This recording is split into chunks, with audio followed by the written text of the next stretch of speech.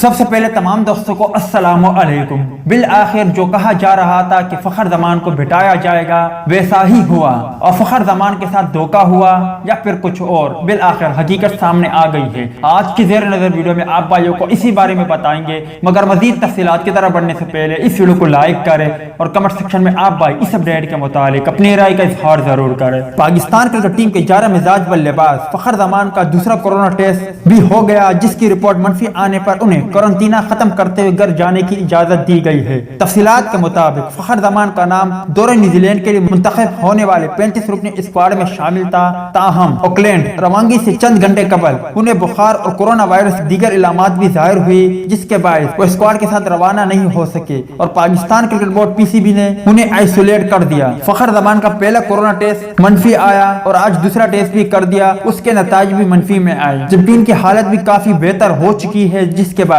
PCB medical board نے انہیں قرنطینہ ختم کر کے گھر جانے کی اجازت دی ہے۔ یاد رہے کہ کافی عرصے سے فخر زمان کی پرفارمنس ٹھیک نہیں، جب انہیں دورہ نیوزی لینڈ کے لیے اسکواڈ میں شامل کیا تو اس پر بھی کافی لوگوں نے تنقید کا نشانہ بنایا کہ ان کی جگہ شرجیل خان کو موقع ملنا چاہیے تھا، تاہم فخر زمان کی جگہ کسی نئے کھلاڑی کو دورہ نیوزی لینڈ کے لیے اسکواڈ میں شامل نہیں کیا ہے۔ امید ہے دوستوں کہ آج کی ویڈیو بھی آپ کو پسند آئی ہوگی۔ ملتا ہے کسی نیکسٹ ویڈیو میں، تب تک کے لیے اجازت دیجیے، اللہ حافظ۔